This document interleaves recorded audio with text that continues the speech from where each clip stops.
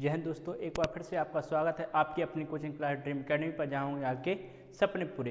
तो आइए देखते हैं हम आर्मी के इंडियन आर्मी के ओल्ड पेपर के क्वेश्चनों को सॉल्व करने वाले हैं। तो वो क्वेश्चन कौन कौन से हैं। पहला क्वेश्चन है आपका, यदि 20% तथा 30% की दो क्रमिक छूट दी जाती है तो नेवल नेट छूट कितने % होगी। जब भी आपको क्या छूट वाले क्वेश्चन आया तो छूट में आपको क्या करना पड़ता है, हमेशा 100 से करना है आपको क्या माइनस, 100% से आपको कर देना है माइनस। तो 100 से 20% को माइनस करोगे तो आपको कितना मिलेगा, 80/100 गुणे यहाँ पे आपका 30% भी क्या है छूट दी गई है, तो 100 से 30 माइनस करोगे कितना आएगा, 70/100 70/100। और आपको क्या करना है, 100 से गुणा। 20% तथा 30% की दो छूट दी गई हैं, तो 100 से 20 माइनस किया मिलेगा हमें 80/100। 100 में से 30 माइनस करेंगे कितना मिलेगा, 70/100 और गुणा किससे करेंगे, 100 से। तो यहाँ 100 से 100 क्या हो जाएगा, कैंसिल, 1 0 से 1 0 कैंसिल, 1 0 से 1 0 कैंसिल, 8 सत्ते कितना होता है 56। ये 56 जो आपका आंसर आया है, ये 56 अभी आपका क्या है आंसर नहीं है। ये आपको ऑप्शन में मिल जाता है, लेकिन क्या है आपको ये आंसर पे टिक नहीं करना। आप क्या करोगे, जो भी आपका आंसर आए हमेशा डिस्काउंट वाले में, ये आपके डिस्काउंट वाला क्वेश्चन है, तो आपको क्या करना है, जो भी आपका आंसर आता है उसे फिर आपको 100 से माइनस कर देना है। तो 100 से 56 को माइनस करेंगे कितना मिलेगा हमें, 44%। यानी हमारा अब आंसर क्या होगा, 44%। यदि यहाँ पे दो क्रमिक छूट के स्थान पे यदि क्या आता है, समतुल बट्टा लिख के आता है, क्या समतुल बट्टा, तो समतुल बट्टा में भी आपको क्या है इसी प्रकार इस क्वेश्चन को सोल्व करना है। क्वेश्चन को क्या करेंगे, इसी प्रकार से सॉल्व करेंगे। यदि यहाँ पे 1% और भी होता तो आपका उसका गुणा क्या करते, 100 से माइनस करके यहाँ पे फिर से उसका गुणा कर देते। यहाँ पे 2 छूट हो, 3 छूट हो या 4 छूट दें, कुछ भी हो, आपको इसी प्रकार से सॉल्व करना है। अगला क्वेश्चन है कि 30 रुपये प्रति किलोग्राम की चीनी को 45 रुपये प्रति किलोग्राम की चीनी के साथ किस अनुपात में मिलाया जाए जिससे इस मिश्रण को 42 रुपये प्रति किलोग्राम में बेचने पर 20% का क्या हो, लाभ हो। तो यहाँ पे देखेंगे क्या है, 30 रुपये प्रति किलोग्राम, 45 रुपये प्रति किलोग्राम और 42 रुपये प्रति किलोग्राम। आपको तीनों चीज़ क्या है, एक ही राशि पर दी गई हैं, रुपये प्रति किलोग्राम, रुपये प्रति किलोग्राम, रुपये प्रति किलोग्राम। यदि आपको तीनों राशि एक प्रकार से दी गई हो तो इस प्रकार के क्वेश्चन में आपको मिश्रण विधि के द्वारा सॉल्व करना है। पहले में आपको कितना दिया गया है, 30 रुपये, दूसरे में कितना दिया गया है 45 रुपये और तीसरे में कितना है आपको ये मिश्रण दिया गया है 42 रुपये। तो मिश्रण को हमेशा कहाँ रखते हैं, बीच में रखते हैं। कहाँ रखेंगे, बीचों बीच में। लेकिन यहाँ पे आप आगे क्वेश्चन देखोगे, बेचने पर कितने का हो, 20% का लाभ हो। कितने का, 20% का लाभ। तो जब भी आपको मिश्रण में क्या दिया गया है, लाभ दिया गया हो या हानि दी गई हो, तो आपको क्या करना है, इसका लाभ हम निकाल लेंगे। लाभ निकालेंगे तो कैसे निकालेंगे, मिश्रण कितना दिया गया है 42 रुपये का, लाभ कितने का हो रहा है 20% का। तो जब भी लाभ हो तो 100 से प्लस कर देना है, हानि हो तो 100 से माइनस कर दोगे। लाभ हो रहा है तो कितने में लाभ हो रहा है, 100 में, तो 100 में 20 जोड़ेंगे कितना हो जाएगा 120 और गुणा किससे करेंगे, 100 से। तो कितना मिल जाएगा, 0 से 0 कैंसिल, 6 सत्ते 42, 6 का भाग 12 में करेंगे 2 बार जाएगा, 2 का भाग 10 में किया 5 बार, 7 पना 35। यानी कि अब हमें मिश्रण कितना मिलेगा, 35 का। 7 पना कितना हुआ 35, तो 35 कहाँ रखेंगे, अब रखेंगे बीचों बीच में। यदि आपको क्या 20% का लाभ नहीं दिया गया होता, ओनली मिश्रण को 42 रुपये प्रति किलोग्राम में बेचने पर अनुपात पूछा होता, तो आप डायरेक्ट 42 रुपये यहाँ पे रख देती। यदि आपका 20% लाभ हो या हानि दी गई हो तो आपको फिर उसको निकालना पड़ेगा एक्चुअल। तो यहाँ अब 35 बड़ी संख्या से छोटी संख्या करना है माइनस, तो 45 में से 35 माइनस करेंगे कितना बचेगा हमें 10, और 35 में से 30 माइनस करेंगे तो कितना मिलेगा हमें 5। इसका निकाल दो अनुपात, कट रहे हैं काट दो, 5 एकम 5, 5 दूनी 10, कितना मिल जाएगा हमें 2:1। ये हमारा क्या हो जाएगा आंसर। अगला क्वेश्चन है, 11 संख्याओं की औसत कितनी है, 7 है। यदि प्रत्येक संख्या दुगनी हो जाए तो संख्याओं के नया औसत क्या होगा। संख्याओं का क्या निकालना हमें, नया औसत। तो यहाँ देखेंगे 11 संख्याओं का औसत कितना दिया है, 7। कितना दिया है, 7। तो 11 का गुणा किससे करेंगे हम, 7 से। तो टोटल औसत कितना मिल जाएगा, 11 7 77। हमें ये क्या मिल गया, टोटल औसत। फिर आगे देखेंगे, यदि प्रत्येक संख्या कितनी हो जाए, दुगनी। किसकी बात हो रही है, संख्या की। संख्या कितनी हो जाए, दुगनी हो जाए। यानी कि जो 11 संख्या है वो कैसी हो जाएंगी, दुगनी हो जाएंगी। यानी 11 का गुणा 2 से करेंगे कितना मिल जाएगा हमें, 22। कितनी हो गई अब संख्याएं, 22 हो गई हैं। तो इसका हमें क्या निकालना है, नया औसत। तो हमें टोटल औसत कितना है, 77 मिला, लेकिन संख्याएं अब कितनी हो गई, 11 के स्थान पे 22 हो गई। तो 22 का डिवाइड करेंगे 77 से तो हमें कितना मिल जाएगा, 22 3 66। फिर क्या, भाग नहीं जाएगा तो लगाओगे दशमलव। तो यहाँ पे देखेंगे ऑप्शन में और कुछ भी है क्या, नहीं है। तो ये कितना आ जाएगा, 3.5। यदि नहीं है तो इसका भाग करके भी देख सकते हो कितना आएगा, 77 है तो 22 3 कितना हुआ, 66। कितना बचेगा, 11, दशमलव लगाओगे हो जाएगा 10। कितने बार जाएगा, 22 का 5 बार करोगे, 5 दूनी 10, 5 दूनी 10 से 11। कितने बार गया, 3.5। तो हमारा आंसर कितना हो जाएगा, 3.5। अगला क्वेश्चन है, एक व्यापारी एक वस्तु को 20% के लाभ पर बेचता है। यदि वह उस वस्तु को 60% कम दाम पर खरीदता है तथा 90 रुपये कम पर बेचता है तो उसे 50% लाभ होता है। क्रय मूल्य का मान रुपए में कितना होगा। क्या निकालना हमें, क्रय मूल्य निकालना। तो क्रय मूल्य को हमेशा कितना मान के चलेंगे हम, क्रय मूल्य को कितना मानेंगे, 100%। मान लिया हमने क्या है, जो हमारा क्रय मूल्य है वो कितना है, 100%। अब क्वेश्चन को ऊपर से पढ़ेंगे। एक व्यापारी एक वस्तु को 20% के लाभ पर बेचता है। यदि उसने 100 रुपये में खरीदा और 20% के लाभ पर बेच दिया तो उसका विक्रय मूल्य कितना होगा, 100 में 20 करेंगे तो कितना हो जाएगा, 120%। तो ये हमारा क्या है, विक्रय मूल्य। विक्रय मूल्य कितना में लगाए, 120। क्रय मूल्य कितना माना था हमने, 100, और 20% का लाभ हुआ तो 100 का 20% निकालेंगे कितना मिल जाएगा, 120। कितना मिल जाएगा हमें, 120 मिल जाएगा। अब यहाँ पे देखेंगे, यदि वह उस वस्तु को 60% कम दाम पर खरीदता है, 60% कम दाम पर खरीदता है, यानी 100 के स्थान पे अब कितना है, 60 में कम में खरीदा, यानी 100 में 60 माइनस करेंगे कितना मिलेगा, 40%। ये क्या है, खरीदा हुआ है, इसलिए हम इसे भी क्या मानेंगे, क्रय मूल्य। ये हमारा क्या है, दूसरा क्रय मूल्य। तो यहाँ पे जब हमें क्रय मूल्य एक दिया 100 और दूसरा हमें प्राप्त हो गया विक्रय मूल्य 120, तो पहले का क्रय मूल्य और विक्रय मूल्य में प्राप्त हो गया। यहाँ पे दूसरा क्रय मूल्य हमें कितना मिला, 40%। तो इस क्रय मूल्य का हमें क्या, विक्रय मूल्य भी ज्ञात करना होगा। तो यहाँ पे देखें 60% कम पे खरीदा यानी क्या है, क्रय मूल्य, बेचा विक्रय मूल्य, तथा 90 रुपये कम पर बेचता है तो उसे 50% का क्या होता है, लाभ। क्रय मूल्य पर ही क्या होता है, हमेशा लाभ होता है। तो क्रय मूल्य कितना है हमारा, 40%। इसका हम निकालेंगे क्या, 50% लाभ होता है। तो लाभ हमेशा कितना होता है, 100 में प्लस करके लिखते हैं। तो 40 का 150 करेंगे बटे क्या आएगा, 100। तो 0 से 0 कैंसिल, 0 से 0, 15 चौको कितना हुआ, 60। तो ये 60 कहाँ जाएगा, यहाँ पे। और ये 60 क्या हो गया आपका, विक्रय मूल्य। क्या हो गया, विक्रय मूल्य। तो हमें एक क्रय मूल्य कितना है, 100, दूसरा क्रय मूल्य आपका कितना है, 40। पहला विक्रय मूल्य कितना है, 120, दूसरा विक्रय मूल्य कितना है, 60% मिला हमें। अब यहाँ देखेंगे 90 रुपये क्या है, कम पर बेचता है, 90 रुपये कम पर बेचता है। तो यहाँ पे बेचने की बात हो रही, तो विक्रय मूल्य हमेशा क्या होता है, बेचने पर लिखा जाता है। तो विक्रय मूल्य देखेंगे, पहले 120 में बेच रहा था, अब कितने पर बेच रहा है, 60%। यानी कि 120 से 60 में आए तो कम हुआ ना, और यहाँ भी कितना दिया है, 90 रुपये कम पर बेचता है। यानी कि 120 से 60 पर कितना कम हुआ, 60%। कितना हुआ, 60%। यहाँ 60% ये किसके बराबर दिया है, 90 रुपये की। ये आपकी परसेंट में वैल्यू है, लेकिन क्वेश्चन में आपको कितना दिया है, रुपए में। तो ये 60% किसके बराबर होगा, 90 रुपये के बराबर होगा। तो यहाँ से हम 1% की वैल्यू ज्ञात करेंगे, तो 1% बराबर कितना मिल जाएगा, 90 बटे कितना होगा, 60। कितना होगा, 90 बटे 60। हमें क्या निकालना है, क्रय मूल्य ज्ञात करना है। क्रय मूल्य हमने कितना माना था, 100%। तो हम क्या कर देंगे, 100 से गुणा कर देंगे। तो 100% बराबर कितना हो जाएगा, 100% बराबर 90 बटे 60 गुणा कितना हो जाएगा, 100। 0 से 0 कैंसिल, 3 से काटेंगे, 3 तिरका 9, 1 0, 3 दूनी 6।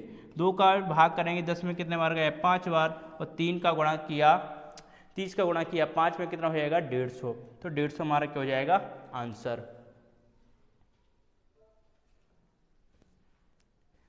अगला क्वेश्चन है आपका, अमित अपनी आय का 20% स्कूल के दान में दे देता है तथा शेष का 20% अपने बैंक में जमा कर देता है। यदि उसके पास अब 12,800 रुपये बचे हैं तो अमित की आय रुपए में कितनी है। तो हमने मान लिया आय कितनी है, हमारे पास 100% है। आय हमने क्या मान लिया, हमारे पास कितनी है 100%। उस 100% में क्या बोला, आय का 20% स्कूल को दान में दे देता है। यानी कि 100 में से हमने 20% किसे दे दिए, 20% क्या कर दिया हमने, दान कर दिया। 20% क्या कर दिया, दान कर दिया। तो अब हमारे पास कितना बचेगा, तो हमारे पास कितना बचेगा 80%। कितना बचेगा 80%। तो बोला गया है शेष का 20%, यानी कि 80 का 20%, यानी कि 80 का 20% कितना होगा, 80 का 20% कितना होगा, 80 का गुणा 20 से करेंगे तो 0 से 0 कैंसिल, 0 से 0, 8 दूनी 16, यानी कि 80 में 16% उसने क्या कर दिए, बैंक में जमा कर दिए। यानी कि 80 में से 16% उसने क्या कर दिया, बैंक में जमा, क्या कर दिया, बैंक में जमा कर दिया। तो जब 80 में 16 बैंक में जमा कर दिए तो अब उसके पास कितना बचेगा, तो फिर 80 से माइनस कर देंगे। तो 10 में से 6 गया, कितना बचा 4, और 7 में 1 गया, कितना बचा 6। यानी कि अब हमारे पास कितना बचा है 64%। अब कितना हमारे पास बचा 64%। यदि उसके पास अब कितना बच रहा है 12,800, यहाँ पे हमें बच रहा है परसेंट में और यहाँ पे बच रहा है कितना रुपए में, तो ये दोनों क्या होंगे, बराबर होंगे। क्या होंगे, बराबर होंगे। कि 64% किसके बराबर होगा, 12,800 रुपये की क्या होगा, बराबर। यहाँ से हम 1% की वैल्यू ज्ञात करेंगे।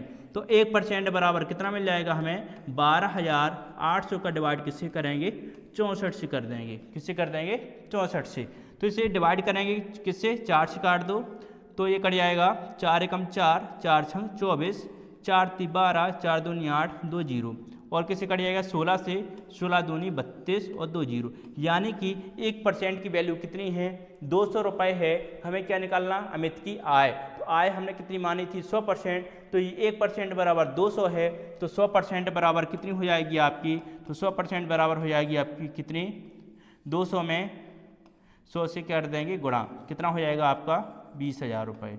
कितनी हो जाएगी आपकी 20,000 रुपये। तो 20,000 आपका क्या हो जाएगा आंसर।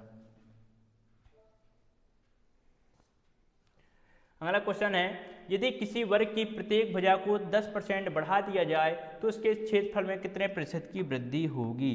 क्या बोला गया है, प्रत्येक भुजा को 10% बढ़ा दिया जाए। जब भी प्रत्येक भुजा का सवाल आ जाए, या वृद्धि वाला सवाल आ जाए, या वृद्धि या कमी वाला आ जाए, तो आपको क्या करना है, यहाँ पे देखो एक ही भुजा दी है लेकिन वर्ग है, तो वर्ग में क्या होती है 4 भुजाएं होती हैं, ये वर्ग। तो इसके क्षेत्रफल में पूछा गया है, यानी कि लंबाई और चौड़ाई में। तो क्या करेंगे, एक बार 10% बढ़ाएंगे, वृद्धि हो रही तो प्लस का चिन्ह यूज करना है, फिर 10 क्या होगी, वृद्धि होगी, फिर यहाँ पे आपको प्लस ही लगाना, इन दोनों को आपस में गुणा कर देना। यानी प्लस 10 का गुणा किससे करेंगे, प्लस 10 से, और डिवाइड किससे कर दोगे 100 से। तो 10 और 10 ऐड करेंगे, कितना हो जाएगा हमें 20, प्लस का 1 जीरो से 1 जीरो कैंसिल, 1 जीरो से 1 जीरो, 1 का गुणा 1 से किया, कितना हो गया 1, यानी 20 में 1 जोड़ा तो कितना हो गया 21%। यानी कि हमें टोटल वृद्धि कितनी होगी 21% की होगी। अगला क्वेश्चन है, सदस्यों की एक क्रिकेट टीम ने औसत 23 रन बनाए। यदि पहले खिलाड़ी ने 113 रन बनाए हों तो अन्य खिलाड़ियों के औसत रन ज्ञात कीजिए। तो देखेंगे 11 सदस्यों ने कितने बनाए हैं औसत रन, 23 बनाए। यानी 11 का गुणा किससे करेंगे हम 23 से, 11 गुणा किससे कर देंगे 23 से, तो हमें पता चलेगा टोटल औसत रन बनाए कितने। तो 11 गुणा 23 से किया तो 11 × 3 = 33, हाँ से लाइन 3, 11 दूनी 22 और 3 कितना हो जाएगा 25, कितना हो गए। तो टोटल औसत कितना मिल गया हमें 253। यदि पहले खिलाड़ी ने कितने बनाए 113 रन, यानी 11 में से एक खिलाड़ी ने कितने बनाए हैं 113 रन, तो शेष कितने बचे, शेष कितने बचे, 3 में 3 गया 0, 5 में 1 गई 4 और 2 में 1 गई कितनी 1। यानी कि एक खिलाड़ी ने 113 बनाए, तो जो बच्चे हैं वो 10 खिलाड़ियों ने बनाए होंगे, जो बच्चे हैं वो किसने बनाए होंगे 10 खिलाड़ियों ने, 140 रन बनाए। इसका हमें निकालना है औसत अन्य खिलाड़ियों का, यानी कि 10 खिलाड़ियों का। तो ये क्या होगा, 0 से 0 कट जाएगा, आएगा कितना 14, कितना आ जाएगा 14। तो अन्य खिलाड़ियों ने कितने औसत रन बनाए होंगे 14 रन। अगला क्वेश्चन है, किसी समबाहु त्रिभुज के परिवर्त और उसकी त्रिज्या में क्या अनुपात होगा।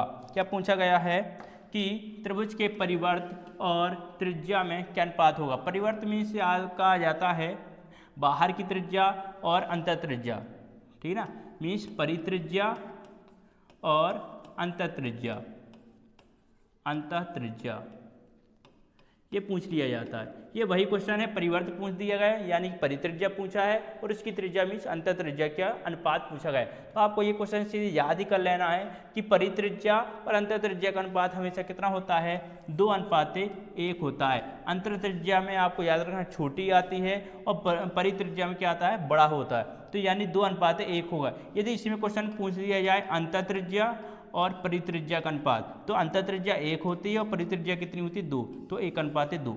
जैसे क्वेश्चन में पूछा जाए वैसे आपको क्या है, सॉल्व करना है। तो यहाँ पे किसी समबाहु त्रिभुज में परिवर्त और उसकी त्रिज्या में क्या अनुपात होगा, तो क्या होगा, 2:1 होगा। क्या होगा, 2:1। तो 2:1 क्या हो जाएगा हमारा आंसर। अगला क्वेश्चन है 3000 रुपये की राशि पर 12% वार्षिक के साधारण ब्याज पर 1080 का ब्याज कितने सालों में मिलेगा। साल का मतलब क्या है, हमें समय ज्ञात करना है। क्या ज्ञात करना है, समय। तो 3000 रुपये की राशि ये आपको क्या दिया, मूलधन दिया है, 12% यानी आपको रेट दी गई है, और साधारण ब्याज यानी ब्याज कितना दिया गया है, आई कितना, 1080 रुपये। तो कितने सालों में मिलेगा, हमें समय ज्ञात करना है। तो ब्याज बराबर क्या होता है आपका, मूलधन गुणे दर गुणे समय बटे कितना, 100। ब्याज कितना है, 1080 रुपये बराबर मूलधन कितना दिया गया है, 3000 गुणे रेट कितनी है, 12%, समय हमें ज्ञात करना है और 100 से क्या करेंगे, गुणा। तो 2 जीरो से 2 जीरो कैंसिल हो जाएंगे, 1 जीरो से 1 जीरो कैंसिल, 12 से डिवाइड करेंगे तो 12 नम्मा 108, और 3 से डिवाइड करेंगे 9 को कितने बजेगा, 3 तिरका 9, यानी समय कितना मिल जाएगा हमें, 3 साल। 3 साल आपका क्या हो जाएगा आंसर। अगला क्वेश्चन है यदि ए बी के 20% के बराबर है और बी सी के 25% के बराबर है तो सी का कितना प्रतिशत ए के बराबर होगा। क्या दिया गया, ए बी के 20% के बराबर है, कि जो ए है वो क्या है, बी के कितने 20% के क्या है, ये बराबर है ए, और जो बी है वो क्या है, सी के 25%, सी का 25% के क्या है बराबर। तो 25% यानी 25/100 और 20% यानी 20/100, और का मीन्स क्या होता है, गुणा। इसे सॉल्व करेंगे तो 20 से कम 20, 20 पंचे क्या होता है 100, और 25 से कम 25, 25 चौको 100। इसे सॉल्व कर दें तो a बराबर क्या मिल जाएगा हमें, 1 का गुणा 20 से किया तो b बटे कितना 5, इधर कितना मिलेगा b बराबर c का गुणा 1 से किया c बटे कितना 4। इसका त्रिज्या गुणा करेंगे तो मिल जाएगा 5, a बराबर कितना b, और इसका त्रिज्या गुणा करेंगे तो मिलेगा 4, b बराबर कितना c। तो यहाँ से हम a और b और c के क्या निकालेंगे, मान। किसके, a b c के मान निकाल लेंगे, a b c के मान। तो a का मान क्या है, देखो a के सामने क्या है, कुछ नहीं, यानी कि यहाँ पे 1 है, और c के सामने क्या है, इधर कुछ नहीं, यानी कि 1 है। यानी कि a के जो सामने होगा गुणांक कितना है, b का गुणांक 1 है, तो यानी a का मान कितना है हमारे पास 1, और यहाँ पे b के सामने क्या है आपका 5, यानी कि b का कितना हो जाएगा मान 5, तो यहाँ पे हम रख देंगे 5। यहाँ पे देखेंगे b का गुणांक कितना है आपके पास 1, तो b के नीचे कितना रखोगे 1, और c का गुणांक कितना है यहाँ पे 4, तो यहाँ पे कितना आ जाएगा 4। यहाँ से हमें अनुपात में निकाल देना, अनुपात। यहाँ से a b c के मान निकालेंगे तो यहाँ देखेंगे खाली है, तो इसके सामने क्या है 1 है, 1 के सामने खाली, यहाँ पे 1 ही भर देंगे। यहाँ पे देखो 5 के सामने खाली, तो ये इधर कितना आ जाएगा 5 ही आ जाएगा। अब इनका आपस में कर देना है गुणा, इनका कर देंगे आपस में गुणा। 1 का गुणा 1 से करेंगे तो 1 आएगा, और 5 का गुणा 1 से करेंगे कितना आएगा 5, और 5 का गुणा 4 से किया तो 5 को 20, यानी कि a का मान कितना आ गया 1, b का मान कितना आया 5, c का मान कितना आया 20। तो इसमें क्या पूछा गया है, c का कितना प्रतिशत a के बराबर है, c का, तो c का मान कितना है 20 का, यानी क्या होता है गुणा कितना प्रतिशत हमें नहीं पता, तो मान लेंगे x प्रतिशत का मान कितना है a के बराबर, a का मान कितना है 1, बस इसे सॉल्व कर देना है। तो 20 गुणे x% यानी 100/100 बराबर कितना होगा 1, तो 20 से काट देंगे 20 पंचे 100, और x का मान कितना जाएगा, इसका गुणा होगा तो 5 आ जाएगा। तो इसका आंसर कितना हो जाएगा 5।